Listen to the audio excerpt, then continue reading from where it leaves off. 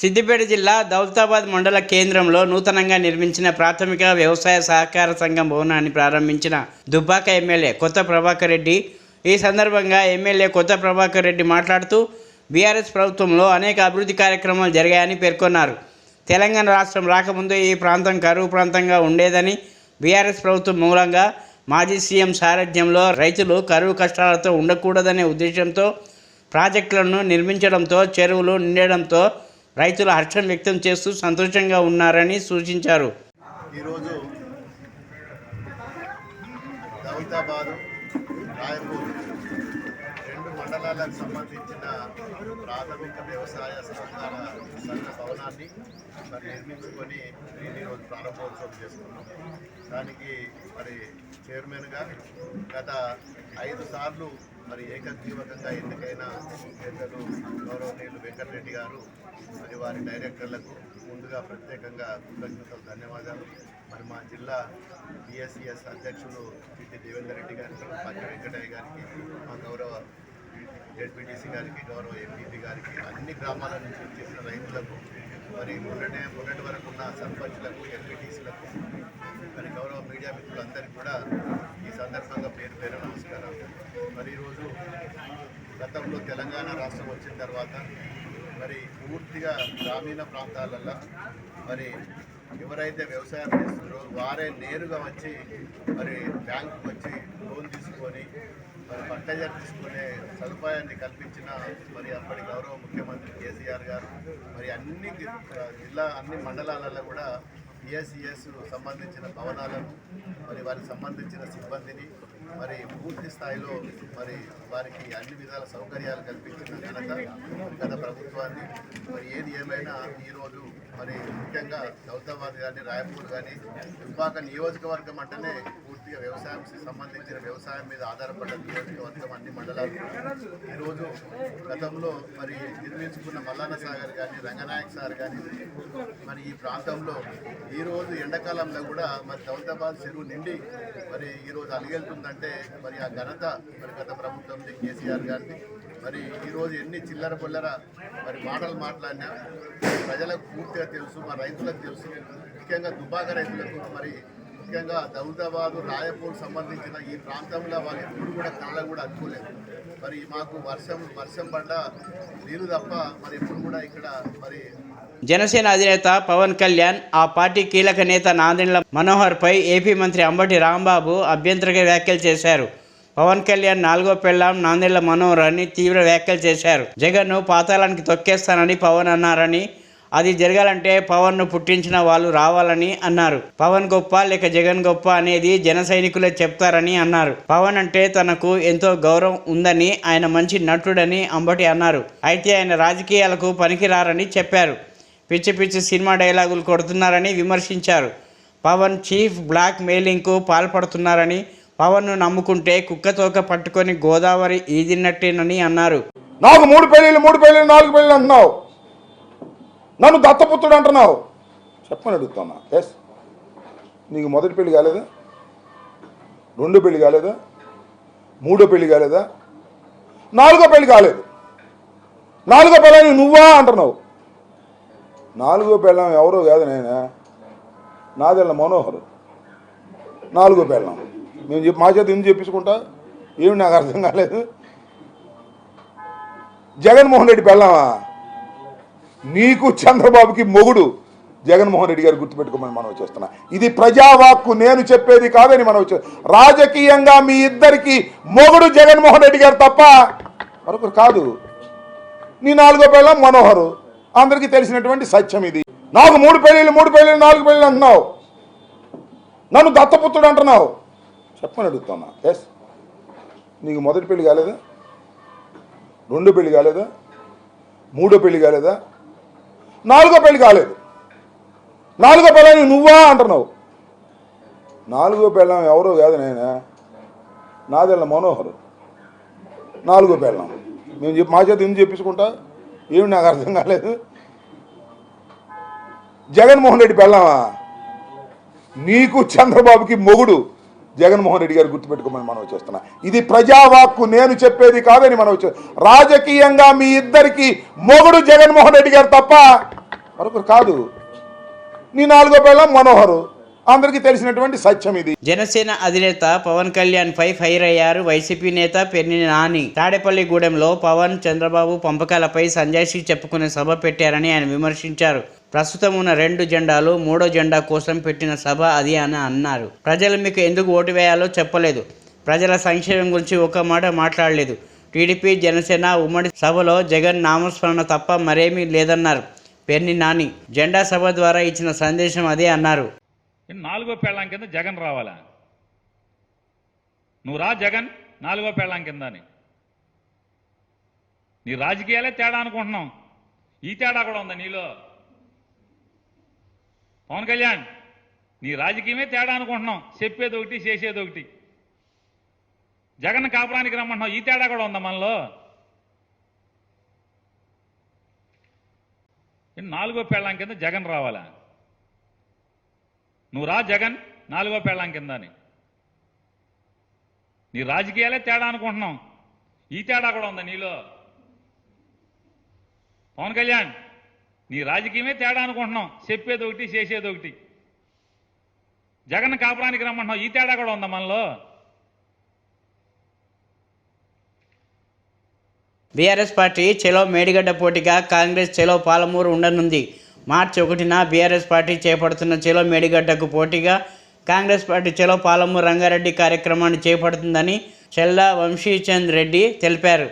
తెలంగాణ రాష్ట్ర ప్రణాళికల సంఘం ఉపాధ్యక్షుడిగా మాజీ మంత్రి జి చిన్నారెడ్డి ప్రజాభవన్లో ప్రార్థనలు చేసి బాధ్యతలు స్వీకరించారు.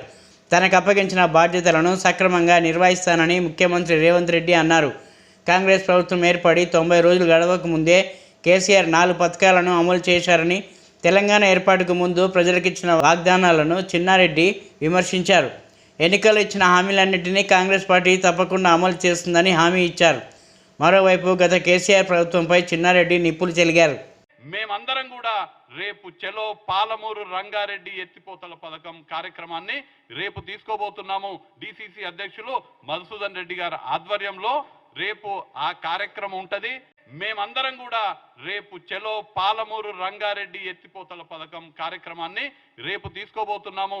డిసిసి అధ్యక్షులు మధుసూదన్ రెడ్డి గారి ఆధ్వర్యంలో రేపు ఆ కార్యక్రమం ఉంటది. తెలంగాణ రాష్ట్రంలో మెట్రో రైల్ కోచ్ ఫ్యాక్టరీ పెట్టాలని ప్రభుత్వం నుంచి అందుకు అవసరమైన భూమి, ఇతర వనరులు సహకారం అందిస్తామని ఉప ముఖ్యమంత్రి Mallu Bhatti Vikramarka Bharat earth movers limited company CMD Shantan రాయ్ని చెప్పారు. గురువారం సచివాలయంలో శంతన్ రాయ్ బృందంతో ఉప ముఖ్యమంత్రి భేటీ అయ్యారు. ఈ కంపెనీ బేస్ ఎక్కడ, ఏ రంగాల్లో పెట్టుబడులు, ఉత్పత్తులు సృష్టించాలో అడిగి తెలుసుకున్నారు. మెట్రో రైల్ కోచింగ్, రక్షణ, మైన్స్ వంటి రంగాల్లో తమ కంపెనీ పనిచేస్తుందని శంతన్ను రాయ్ వివరించారు.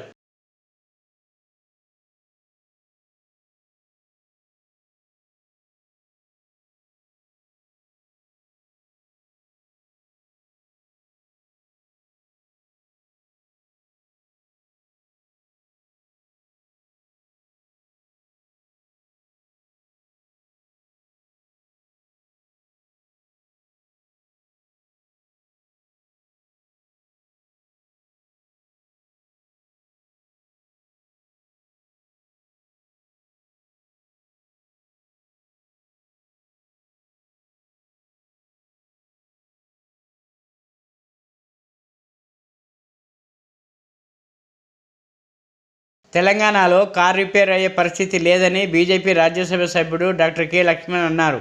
ఆయన ఎన్డీవీ ముఖాముఖి మాట్లాడుతూ నియంతృత్వం, అవినీతి, కుటుంబ పాలనతో బీఆర్ఎస్ రాష్ట్రాన్ని నాశనం చేసిందని ఆరోపించారు. హిమాచల్ ప్రదేశ్లో కాంగ్రెస్ పార్టీ పరిస్థితి మనమంతా చూస్తూనే ఉన్నామని ఎద్దేవా చేశారు. షెడ్యూల్ వచ్చేలోపు బీజేపీ ఎంపీ అభ్యర్థుల ఎంపిక దాదాపు పూర్తవుతుందని అన్నారు. అన్ని పార్టీల కంటే ప్రచారంలో బీజేపీయే దూసుకుపోతుందన్నారు. అభ్యర్థుల ఎంపిక ప్రక్రియ వేగంగా పూర్తి చేస్తామన్నారు. ప్రధాని నరేంద్ర మోదీ వచ్చే వారంలో తెలంగాణలో 2 రోజులు పర్యటిస్తారని తెలిపారు. గతంలో కాంగ్రెస్, బీఆర్ఎస్ పార్టీలకు ఓటు వేసిన వారు కూడా లోక్సభ ఎన్నికల్లో ప్రధాని నరేంద్ర మోదీని కోరుకుంటున్నారని, తెలంగాణలో అన్ని స్థానాల్లో ఒంటరిగా పోటీ చేస్తున్నట్టు చెప్పారు. మీరు చూడండి, పార్లమెంట్ ఎన్నికల ఫలితాల తర్వాత ఏం జరుగుతుంది మీరు చూడండి. మేము అవసరం లేదు, వాళ్ళ వ్యవహారం చూస్తే పెడుతుంది. చాలా సుదీర్ఘంగా అధికారానికి దూరంగా ఉన్నారు. ఇప్పుడు అధికారానికి వచ్చేసరికి పట్టపగ్గాలు లేకుండా మంత్రుల భాష ఏంటది? మీరు బాధ్యత నిర్వర్తించండి. మీరు అన్ని ఎన్నికల తర్వాత ఇంకా చాలా బయటకు వస్తుంది. హిమాచల్ అవుతుందా, కర్ణాటక అవుతుందా, ఎవరి ప్రమేయం ఉండాల్సి వస్తుంది. ఇవాళ హిమాచల్లో మేంగా చెప్తే వాళ్ళ మంత్రి చెప్తున్నాడు, రేపు అదే పరిస్థితి తెలంగాణ రాదన్నదానికి ఏమి మీకు అనుమానాలు ఉండాల్సి వస్తుంది. వాళ్ళ పరిస్థితి అది. ఢిల్లీలో లేని కాంగ్రెస్ గురించి ఇవాళ తెలంగాణలో ఎంత మొత్తుకుంటే వాళ్ళకు తుమ్మితే ఊడిపోయే ముక్కులాగా 64 ఉన్నాయి వాళ్ళకి. మీరు చూడండి, పార్లమెంట్ ఎన్నికల ఫలితాల తర్వాత ఏం జరుగుతుందో మీరు చూడండి. మేమేం అవసరం లేదు, వాళ్ళ వ్యవహారం చూస్తూ నడుస్తుంది. చాలా సుదీర్ఘంగా అధికారానికి దూరంగా ఉన్నారు. ఇప్పుడు అధికారానికి వచ్చేసరికి పట్టపగ్గాలు లేకుండా మంత్రుల భాష ఏంటది? మీరు బాధ్యత నిర్వర్తించండి. మీరు అన్ని ఎన్నికల తర్వాత ఇంకా చాలా బయటకు వస్తుంది. హిమాచల్ అవుతుందా, కర్ణాటక అవుతుందా, ఎవరి ప్రమేయం ఉండాల్సి వస్తుంది. ఇవాళ హిమాచల్లో మేంగా చెప్తే వాళ్ళ మంత్రి చెప్తున్నాడు, రేపు అదే పరిస్థితి తెలంగాణ రాదన్నదానికి ఏమి మీకు అనుమానాలు ఉండాల్సి వస్తుంది. వాళ్ళ పరిస్థితి అది. ఢిల్లీలో లేని కాంగ్రెస్ గురించి ఇవాళ తెలంగాణలో ఎంత మొత్తుకుంటే వాళ్ళకు తుమ్మితే ఊడిపోయే ముక్కులాగా 64 ఉన్నాయి వాళ్ళకి. ప్రపంచం మొత్తం భారత్ వైపు చూస్తుందని సినీ నటి బీజేపీ సీనియర్ నాయకురాలు ఖుష్బూ సుందర్ అన్నారు. హైదరాబాద్ జీవీఆర్ గార్డెన్లో గురువారం జరిగిన బీజేపీ ముఖ్య నాయకులు కార్యకర్తల సమావేశంలో ఆమె మాట్లాడారు. ప్రధాని మోడీ దేశాన్ని 10 ఏళ్లుగా అభివృద్ధి పథంలో ముందుకు తీసుకెళ్తున్నారని అన్నారు. వచ్చే పార్లమెంట్ ఎన్నికల్లో బీజేపీ అభ్యర్థుల గెలుపు కోసం అందరూ కృషి చేయాలని ఖుష్బూ పిలుపునిచ్చారు. उससे हमें बिल्कुल सही मालूम पड़ता है कि हम बिल्कुल सही रास्ते पर हैं। आज हमारे देश में जिस तरह की तरक्की हम देख रहे हैं, इससे पहले हमारे देश को आजादी मिलने 75 साल हो चुके हैं, लेकिन 10 साल से पहले 65 साल में जब हम देखते हैं कि जिस तरह से हमें सिर्फ एक ही रास्ता दिखाया गया, एक ही पड़ाव चढ़ा पढ़ाया गया, एक ही दिशा में देखने के गया सिखाया गया, उन सब को बदल के अब हम दुनिया देख रहे हैं। लेकिन आज दुनिया हमारी तरफ देख रही है और कह रही है कि अगर दुनिया में कोई बहुत ही मजबूत और सेल्फ सफिशिएंट, जो हमारे प्रधानमंत्री का जो एक सपना है, विकसित भारत का सपना, अगर वो विकसित भारत और एक विकसित देश कोई आज पूरी दुनिया में हमारे देश के प्रधानमंत्री बनाने वाले हैं, उससे हमें बिल्कुल सही मालूम पड़ता है कि हम बिल्कुल सही रास्ते पर हैं। आज हमारे देश में जिस तरह की तरक्की हम देख रहे हैं, इससे पहले हमारे देश को आजादी मिलने 75 साल हो चुके हैं, लेकिन 10 साल से पहले 65 साल में जब हम देखते हैं कि जिस तरह से हमें सिर्फ एक ही रास्ता दिखाया गया, एक ही पड़ाव चढ़ा पढ़ाया गया, एक ही दिशा में देखने के गया सिखाया गया, उन सब को बदल के अब हम दुनिया देख रहे हैं। लेकिन आज दुनिया हमारी तरफ देख रही है और कह रही है कि अगर दुनिया में कोई बहुत ही मजबूत और सेल्फ सफिशिएंट, जो हमारे प्रधानमंत्री का जो एक सपना है, विकसित भारत का सपना, अगर वो विकसित भारत और एक विकसित देश कोई आज पूरी दुनिया में. నిరుద్యోగులకు శుభవార్త. ఉపాధ్యాయ పోస్టుల భర్తీ కోసం మెగా డిఎస్సి నోటిఫికేషన్ జారీ అయింది. 11,062 పోస్టులతో కొత్త నోటిఫికేషన్ సీఎం రేవంత్ రెడ్డి గురువారం హైదరాబాద్లో విడుదల చేశారు. ఈ కార్యక్రమంలో మంత్రి కోమటిరెడ్డి వెంకటరెడ్డి, ప్రభుత్వ విప్ బీర్ల ఐలయ్య, విద్యాశాఖ అధికారులు పాల్గొన్నారు.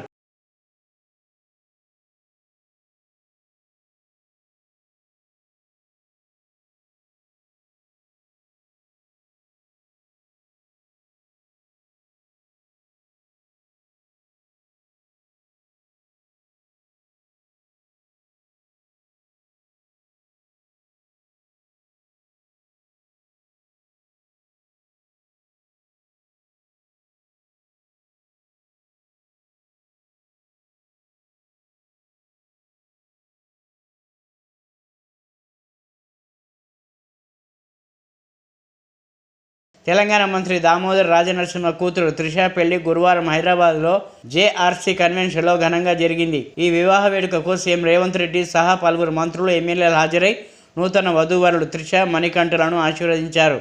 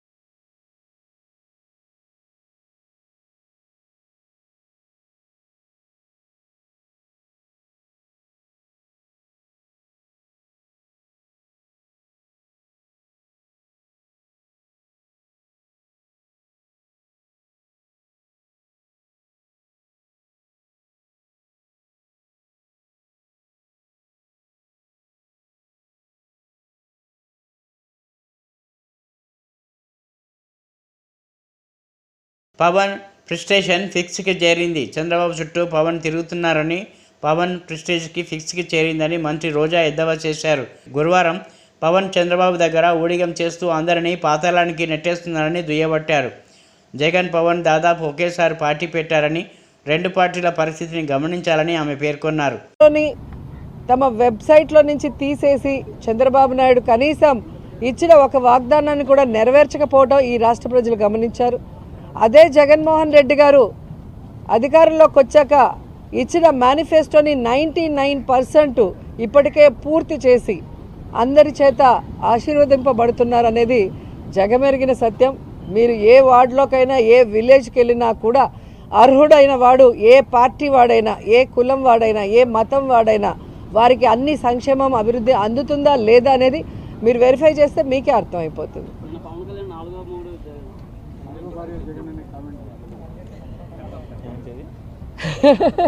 పవన్ కళ్యాణ్ ఫ్రస్ట్రేషన్ పీక్స్లోకి వెళ్ళింది అనేది నిన్న సభ చూస్తే అర్థమైంది.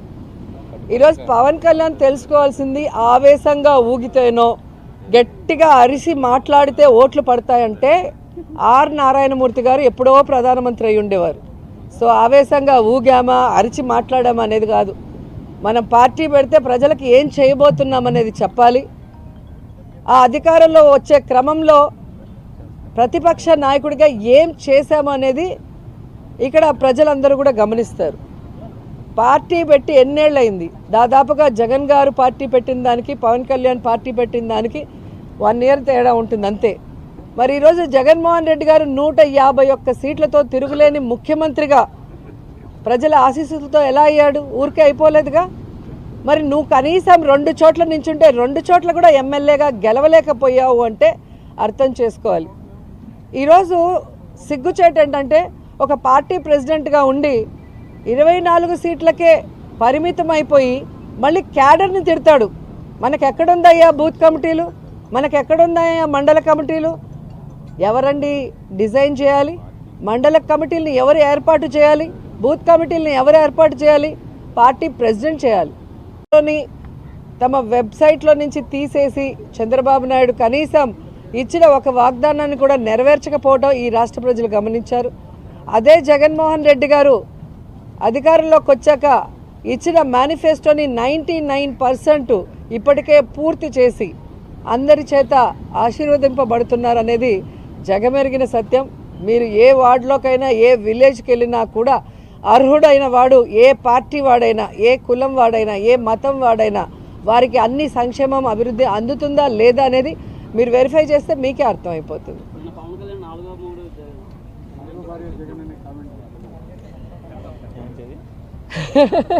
పవన్ కళ్యాణ్ ఫ్రస్ట్రేషన్ పీక్స్లోకి వెళ్ళింది అనేది నిన్న సభ చూస్తే అర్థమైంది.